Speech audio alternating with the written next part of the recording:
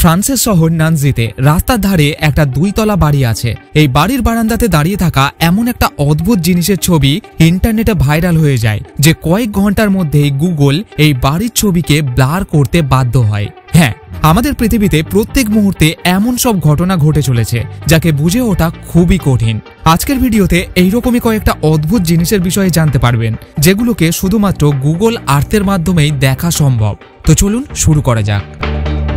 বাহামাতে বুললক হারবার নামে একটা দ্বীপ আছে। এখানের বিচ এতটাই সুন্দর যে গোটা পৃথিবী থেকে মানুষ এই দ্বীপে ঘুরতে আসে।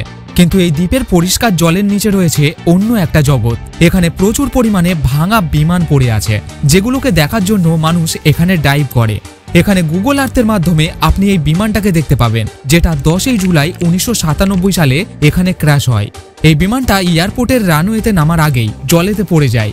ক্র্যাশ হওয়ার সময় এই বিমানে একজন পাইলট এবং 7 জন প্যাসেঞ্জার ছিল। তবে এই দুর্ঘটনায় সকলেই বেঁচে যায়।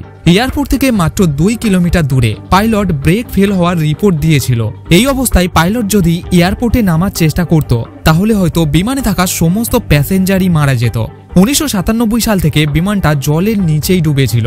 কিন্তু 2019 সালের পর এখানে জল যখন কমে যায় তখন বিমানটা স্যাটেলাইট ক্যামেরাতে ধরা পড়ে। এবার এই জায়গাটাকে দেখুন।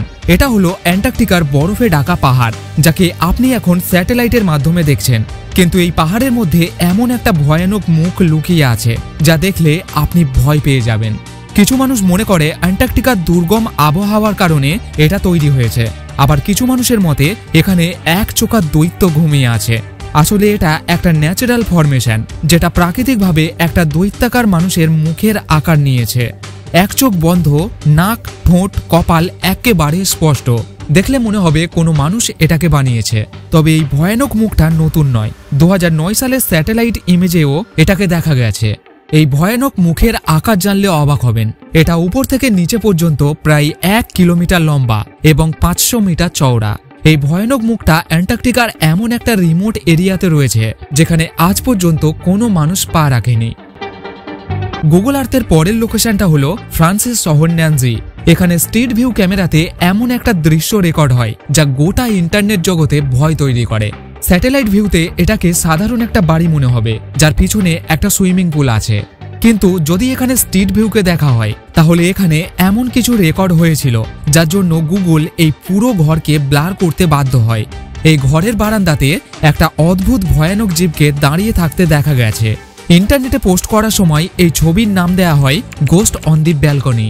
মানুষের মতো রোগা পাতলা শরীর, ঝাঁকড়া চুল এবং বড় বড় চোখ। ইন্টারনেটে এই ছবি ভাইরাল হওয়ার সঙ্গে সঙ্গেই মানুষের মনে বিভিন্ন ধরনের চিন্তা ভাবনা তৈরি হয়। অনেক মানুষ এটাকে ভূত বলে বিশ্বাস করে নেয়। কিছু মানুষ মনে করে এটা শুধুমাত্র একটা স্ট্যাচু। মানুষ যখন বিভিন্ন ধরনের চিন্তা ভাবনা করছে ঠিক সেই সময় গুগল এই বাড়ির ছবিকে ব্লার করে মানুষের সন্দেহকে আরো বাড়িয়ে দেয়। এখন জানার বিষয়টা হলো এটা যদি সত্যি স্ট্যাচু হবে তাহলে গুগল এই ছবিকে ব্লার করলো কেন? আশ্চর্যের বিষয়টা হলো গুগলে যদি আপনি এই ছবির বিষয়ে জানার জন্য সার্চ করেন তাহলে আপনি কিছুই জানতে পারবেন না। পৃথিবীর কোনো জাতির মানুষই আজ পর্যন্ত এই ধরনের স্ট্যাচু তৈরি করেনি। সুদানের সাহারা মরুভূমি তার সুন্দর ভূমিরূপের জন্য বিখ্যাত। কিন্তু এখানে গুগল আর্থের মাধ্যমে দেখা একটা অদ্ভুত জিনিস সবাইকে চিন্তায় ফেলেছে। একটা স্ট্রাকচার যাকে স্যাটেলাইট থেকে মানুষের ঠোঁটের মতো দেখতে লাগে। এই স্ট্রাকচারটা এতটাই বড় যে মাটিতে দাঁড়িয়ে আপনি এর বিষয়ে কিছুই জানতে পারবেন না। এটা আসলে 250 ফুট উঁচু একটা পাহাড় যা ক্ষয়প্রাপ্ত হয়ে বালির সাথে মিশে এইরকম ভূমিরূপ তৈরি করেছে, যাকে স্যাটেলাইট ক্যামেরাতে মানুষের ঠোঁটের মতো দেখতে লাগে। এটা হলো অস্ট্রেলিয়ার শহর সিডনি। এখানে প্যারামাটা নদীর জলে একটা জঙ্গলকে ভেসে বেড়াতে দেখা যায়। ভালোভাবে দেখলে বোঝা যাবে এটা আসলে একটা জাহাজ যার উপরে ঘন জঙ্গলে ভরে গেছে। এই জঙ্গলে ভরা জাহাজের নাম SS এয়ারফিল্ড, যাকে 1911 সালে তৈরি করা হয়েছিল। এটা একটা পণ্যবাহী জাহাজ যেটা বেশিরভাগ সময়ই অস্ট্রেলিয়ার কোস্ট এরিয়াতে যাতায়াত করত। 61 বছর কাজ করার পর 1972 সালে একে সার্ভিস থেকে বাদ দেওয়া হয় এবং হোমবুস বেস কেপ ইয়ার্ডে ছোট ছোট টুকরোতে ভাগ করার জন্য পাঠানো হয়। কিন্তু তারা এই জাহাজকে না ভেঙে রেখে দেয়। বছরের পর বছর জাহাজ একইভাবে পড়ে থাকার জন্য এর ভিতরে গাছ জন্মে সুন্দর একটা জঙ্গল তৈরি হয়। আজ এই জাহাজটা ফটোগ্রাফার এবং পর্যটকদের জন্য একটা বিখ্যাত টুরিস্ট স্পটে পরিণত হয়েছে। রাশিয়ার উত্তর দিকে ব্যারিয়েন্ট সাগরের উপকূলে স্যাটেলাইট ক্যামেরা একটা অদ্ভুত জিনিসের ছবি তোলে।